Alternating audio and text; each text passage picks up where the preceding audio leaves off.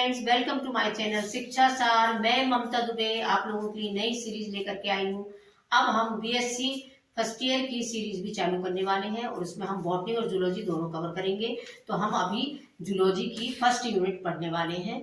Zoology से हमने शुरू किया है। यूनिट 1 में है आपको प्रोकैरियोटिक सेल और यूकैरियोटिक सेल के बारे में हम जानेंगे कि क्या होती है यूनिट 1 में। तो प्रोकैरियोटिक सेल और यूकैरियोटिक सेल में क्या डिफरेंस है ये भी देखेंगे। प्रोकैरियोटिक सेल किन ऑर्गेनिजम्स में पाई जाती है ये भी देखेंगे। इसके पहले हम जाने कि जितना भी हमारा लिविंग वर्ल्ड है, पूरे लिविंग वर्ल्ड को व्हिटेकर नामक वैज्ञानिक ने 5 किंगडम में डिवाइड किया। उन 5 किंगडम में कुछ जो पहला किंगडम है हमारा मोनेरा, उसमें प्रोकैरियोटिक सेल पाई जाती है, बाकी सभी में यूकैरियोटिक सेल पाई जाती है। जैसे पहला किंगडम है हमारा मोनेरा, सेकेंड है आपका protista, third fungi, fourth Plantae और फिफ्थ है हमारा एनिमेलिया। तो इस तरह से व्हिटेकर ने इन्होंने 5 किंगडम में डिवाइड किया पूरे लिविंग ऑर्गेनिजम्स को, और उन्होंने बताया कि जो मोनेरा होता है इस किंगडम में केवल प्रोकैरियोटिक सेल के जीव ऑर्गेनिजम्स को रखा गया है। इसमें केवल प्रोकैरियोटिक पाए जाते हैं, बाकी चारों में यूकैरियोटिक सेल पाई जाती है। तो ये सेल कैसी होती है? प्रोकैरियोटिक होती है। इसमें जितने भी ऑर्गेनिजम्स रखे गए हैं वो सभी प्रोकैरियोटिक सेल वाले होंगे और बाकी चारों में यूकैरियोटिक वाले ऑर्गेनिजम्स को रखा गया है। ये हमारे व्हिटेकर नामक वैज्ञानिक से इन्होंने 5 किंगडम क्लासिफिकेशन दिया। यदि इसका डिटेल वीडियो आपको देखना है तो मेरे चैनल में डला हुआ है, आप देख सकते हैं। तो अभी हम यहाँ देखेंगे कि प्रोकैरियोटिक सेल में केवल और केवल मोनेरा में पाई जाती है, बाकी चारों किंगडम में यूकैरियोटिक सेल पाई जाती है। प्रोकैरियोटिक सेल में ऐसे कौन से ऑर्गेनिजम्स आते हैं ये देखते हैं हम। तो इसमें 3 तरह के ऑर्गेनिजम्स को रखा गया है। पहला है बैक्टीरिया, दूसरा है ब्लू ग्रीन एल्गी को रखा गया है। ये भी बैक्टीरिया लाइक स्ट्रक्चर के होते हैं ये, चूंकि ये ब्लू ग्रीन एल्गी भी एक तरह की प्लांट है और उनमें कैरेक्टर ये बैक्टीरिया ही कहलाते हैं, क्योंकि इनमें फोटोसिंथेसिस होती है, इसलिए इनको ब्लू ग्रीन एल्गी या बैक्टीरिया ही कहा जाता है। तीसरी कैटेगरी है इसमें माइकोप्लाज्मा। तो इन तीनों की स्टडी हम करने वाले हैं। थोड़ा सा आगे थोड़ा हम देखेंगे, सेल की स्टडी देखेंगे पहले कि सेल क्या होती है। इसके बाद हम प्रोकैरियोटिक सेल और यूकैरियोटिक सेल में डिफरेंस पढ़ेंगे और कि मोनेरा अकेले में प्रोकैरियोटिक सेल है, बाकी में सभी में यूकैरियोटिक सेल है। तो इसके बाद हम देखेंगे थोड़ा सा सेल के बारे में जाने कि सेल क्या होती है, जिसके द्वारा हमें किसी एक बॉडी का निर्माण होता है। तो जो हमारा घर होता है वो छोटी छोटी ईंटों का बना होता है, इसी तरह से हमारी बॉडी, पूरी बॉडी का निर्माण सेल के द्वारा होता है। तो सेल क्या होती है? एक तरह से एक जीवन की क्रियात्मक और रचनात्मक इकाई होती है। रचनात्मक इकाई कहलाती है। जो हमारे बॉडी, हमारे जैविक क्रियाएं जितनी भी होती है हमारी बॉडी के अंदर या किसी भी जीव के अंदर होने वाली सारी मेटाबॉलिक एक्टिविटीज को संपन्न करती है, जो सेल के द्वारा संपन्न होती है, सेल के अंदर ही होती है। जैसे पाचन हुआ, पाचन, उत्सर्जन, श्वसन, सभी तरह की मेटाबॉलिक एक्टिविटीज या जैविक क्रियाओं को संपन्न करती है। तो ये सारी जैविक क्रियाएं जो है हमारी बॉडी के अंदर जो होती हैं, पाचन, उत्सर्जन, ये सभी हमारे सेल का काम है कि वही संचालन करती है और सेल के द्वारा संपन्न होती है। इस तरह से हमने सेल के बारे में जाना कि सेल क्या होती है। अब हम थोड़ा सा सेल की स्टडी हिस्ट्री को देखते हैं कि यदि सेल को किसने जाना था, किसने खोजा था, किसने इसके बारे में जानकारी दी। तो सबसे पहला नाम आता है हमारे रॉबर्ट हुक का। तो पहले वैज्ञानिक कौन थे? Robert Hooke. रॉबर्ट हुक के बारे में देखेंगे हम। रॉबर्ट हुक ने 1665 में इसके पहले जब माइक्रोस्कोप का आविष्कार हुआ, इसके बाद रॉबर्ट हुक ने कॉर्क के एक टुकड़े में स्टडी की, किसकी? सेल की। और उन्होंने बताया कॉर्क के टुकड़े में स्टडी की और सेल नाम दिया। इनके द्वारा सेल नाम दिया गया।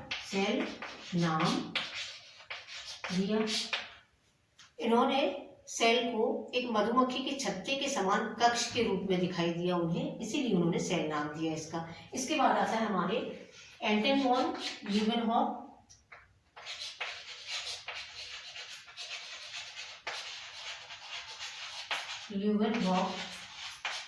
एंटन वॉन ल्यूवेनहॉक जो थे, उन्होंने जो हमारे रॉबर्ट हुक थे, उन्होंने एक मृत कोशिका में देखा, क्योंकि कॉर्क के जो टुकड़े देखे थे उन्होंने, ये मृत कोशिका कहलाती है। तो मृत कोशिका में मृत सेल में उन्होंने सेल के बारे में स्टडी की। लेकिन आपके एंटन वॉन ल्यूवेनहॉक जो थे हमारे, उन्होंने जीवित कोशिका में इसको देखा, जैसे बैक्टीरिया हुआ, प्रोटोजुआ हुआ, उनमें उन्होंने स्टडी की। इसलिए इनको पहले वैज्ञानिक थे जिन्होंने जीवित सेल में जो भी ऑर्गेनिज्म थे उनमें उन्होंने सेल की स्टडी की। तो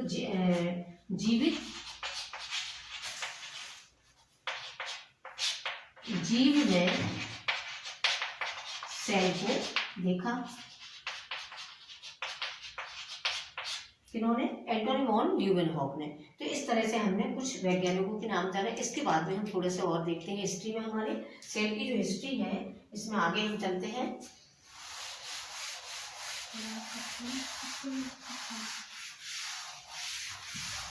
अगले जो वैज्ञानिक हैं हमारे रॉबर्ट ब्राउन, जिन्होंने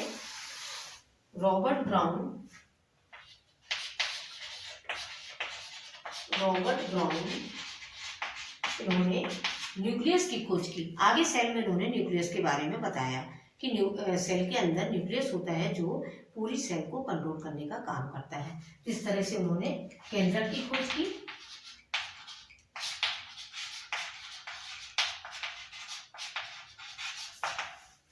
और इसके आगे हम देखेंगे जो सेल थ्योरी होती है, सेल थ्योरी के बारे में स्टडी किसने की। तो ये स्टडी में हम इसके पहले बता दें कि इलेक्ट्रॉन माइक्रोस्कोप का आविष्कार हुआ। इलेक्ट्रॉन माइक्रोस्कोप के आविष्कार के साथ ही सेल के बारे में बहुत बारीकी से अध्ययन किया गया, और अच्छे से उसका अध्ययन होने के बाद ही स्लीडन एवं स्वान ने सेल की थ्योरी दी। तो स्लीडन एवं स्वान का नाम आता है। इसके बाद स्लीडन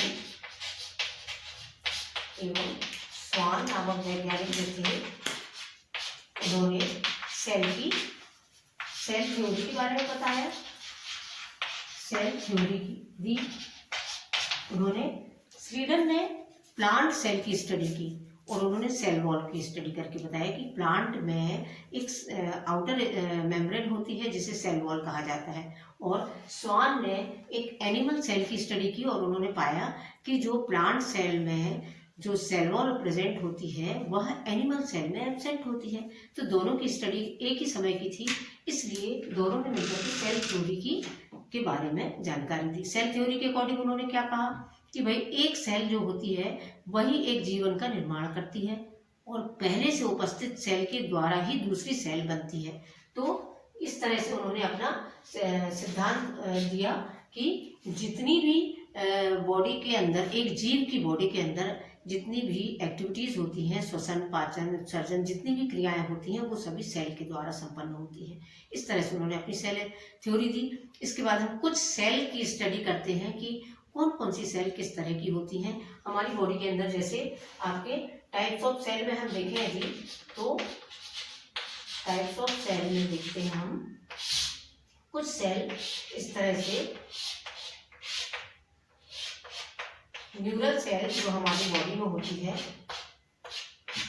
नर्व सेल, नर्व सेल इस तरह की दिखाई देती है, इस तरह की नर्व सेल अलग, हर सेल का स्ट्रक्चर जो होता है वो अलग अलग होता है।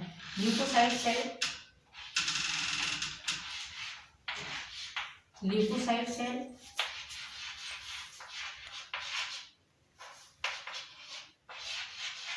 एपिथेलियल सेल,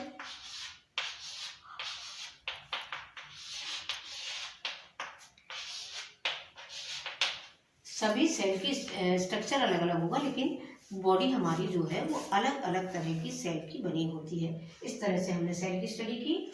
इसी तरह और भी सेल है, जैसे अमीबा सेल है। अमीबा सेल कैसी होती है? अमीबा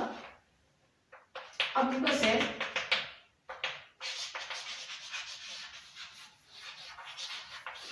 अमीबा सेल जो होती है वो सिंगल सेल या यूनिसेलुलर होता है। अमीबा हमें मालूम है, ये हमारे यूनिसेलुलर ऑर्गेनिजम्स जो हमारे प्रोटिस्टा में रखे गए हैं उनके अंतर्गत आता है अमीबा। तो इस तरह से हमने सेल के बारे में जाना कि हर तरह की सेल हमें दिखाई देती है, अलग अलग तरह की सेल का स्ट्रक्चर अलग अलग होता है। और इसके बाद हम जानेंगे प्रोकैरियोटिक सेल में जितने भी जीव रखे गए हैं, जैसे बैक्टीरिया है, आपका ब्लू ग्रीन एल्गी है, माइकोप्लाज्मा है, इसके बारे में हम स्टडी करेंगे अब। प्रोकैरियोटिक सेल और यूकैरियोटिक सेल। तो प्रोकैरियोटिक सेल क्या होती है, वो किस तरह की सेल? तो उसके हम कह सकते हैं कि ऐसी सेल जिसके अंदर जो डीएनए मटेरियल होता है या जेनेटिक मटेरियल होता है वो बिखरा हुआ पाया जाता है साइटोप्लाज्म में, उसमें न्यूक्लियर मेम्ब्रेन अनुपस्थित होती है, ट्रू न्यूक्लियस प्रेजेंट नहीं होता है, ऐसी सेल को हम प्रोकैरियोटिक सेल कहते हैं। और इस तरह से यूकैरियोटिक सेल कैसी सेल होगी? जिसमें ट्रू न्यूक्लियस प्रेजेंट होगा और न्यूक्लियर मेम्ब्रेन प्रेजेंट होगी। इसके आगे हम देखेंगे प्रोकैरियोटिक सेल और यूकैरियोटिक सेल में क्या डिफरेंस है।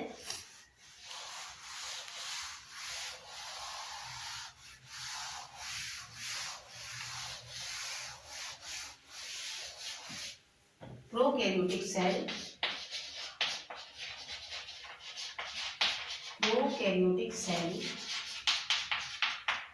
ऐसी सेल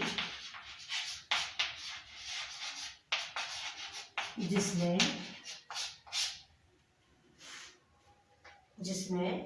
जेनेटिक मटेरियल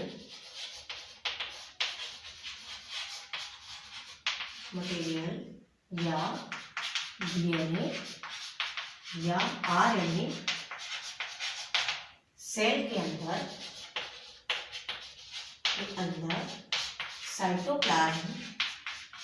साइटोप्लाज्म में बिखरा हुआ पाया जाता है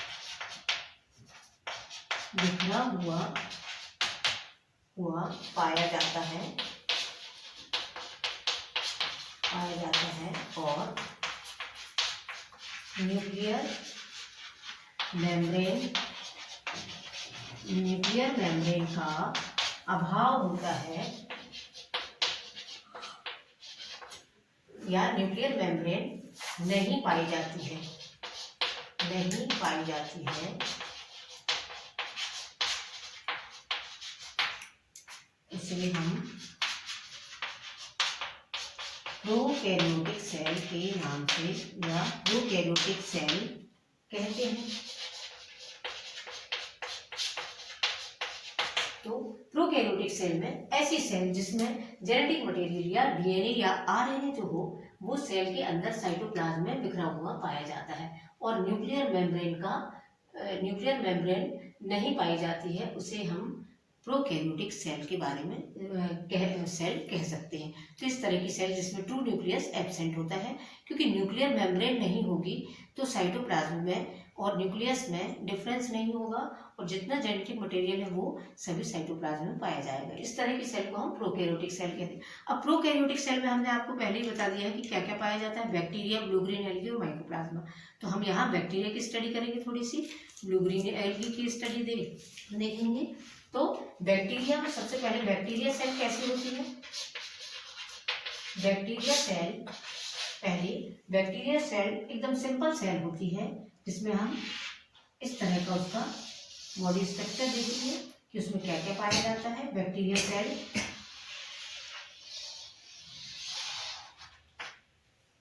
बैक्टीरियल सेल में हमें मालूम है कि बैक्टीरियल सेल में जो डीएनए और मटेरियल होता है वो कैसा होता है, पूरे साइटोप्लाज्म में बिखरा हुआ पाया जाता है। तो इसमें एक स्ट्रक्चर होता है, ये मेम्ब्रेन होती है इसकी,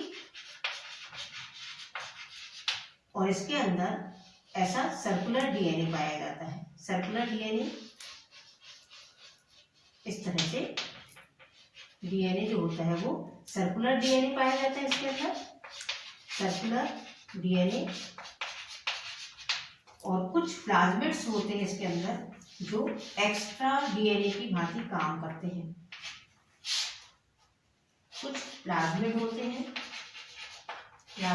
हैं और कुछ राइबोसोमल स्ट्रक्चर होते हैं, राइबोसोम पाए जाते हैं। राइबोसोम के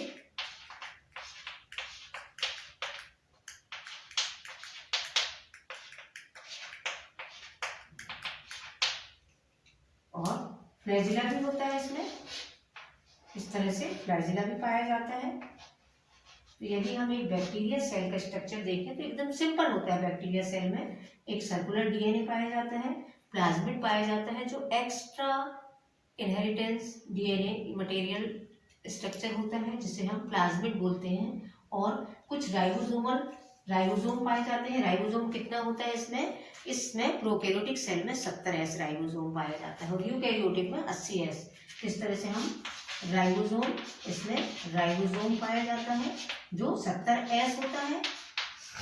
और कुछ ऑयल ड्रॉपलेट्स पाई जाती हैं इस तरह से, बस। इसके अलावा इसमें और कुछ ज़्यादा विशेष नहीं होता है बैक्टीरिया सेल में। और इस तरह से हम बैक्टीरिया सेल की स्टडी कर सकते हैं। और ये फ्लैजिला उपस्थित होता है इसमें, फ्लैजिला पाया जाता है। तो ये बैक्टीरिया सेल है जो बिल्कुल एकदम सिंपल है। इसके बाद हम इस तरह से आप लोग देख सकते हैं कि बैक्टीरिया सेल कितनी सिंपल होती है। और आगे हम देखेंगे इसमें blue green algae. Blue green algae में बैक्टीरिया से क्या डिफरेंस है, थोड़ा सा डिफरेंस इसमें ज़्यादा डिफरेंस नहीं है। ब्लू ग्रीन एल्गी में केवल फोटोसिंथेसिस लैमेली प्रेजेंट होती हैं। फोटोसिंथेसिस लैमेली जो फोटोसिंथेसिस करने का काम करते हैं। फोटोसिंथेसिस में सेकंड है हमारा blue green algae.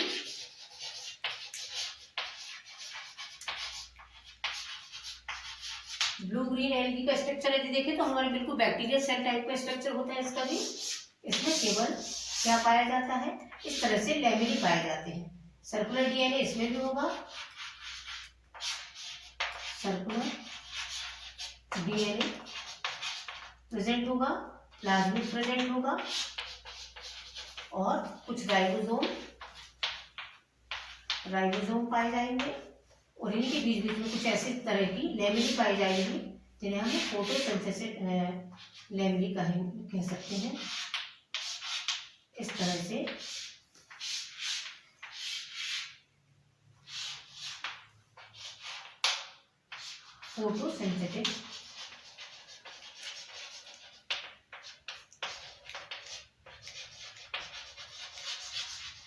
Photosynthetic lamella पाए जाते हैं जो फोटोसिंथेसिस का काम करते हैं। इस तरह से हमने देखा प्लाज्मिड। ये है हमारा ब्लू ग्रीन एल्गी का स्ट्रक्चर। इसके आगे हम देखेंगे, थर्ड है हमारा माइकोप्लाज्मा। माइकोप्लाज्मा की स्टडी यदि हम देखते हैं तो माइकोप्लाज्मा में क्या डिफरेंस होता है, ये बैक्टीरिया से छोटे होते हैं और भी छोटे होते हैं, माइक्रो ऑर्गेनिम्स होते हैं और इनमें सेल वॉल एब्सेंट होती है। आउटर मेम्ब्रेन जो होती है इसमें सेल वॉल प्रेजेंट होगी और हमारे बैक्टीरिया में भी सेल वॉल प्रेजेंट होगी, ये मेम्ब्रेन होगी। लेकिन माइकोप्लाज्मा में सेल वॉल एब्सेंट होगी। इस तरह से हम माइकोप्लाज्मा का डायग्राम देखते हैं थोड़ा सा। माइकोप्लाज्मा में इसमें भी सर्कुलर डीएनए प्रेजेंट होगा इस तरह से और राइबोसोम पाया जाएगा।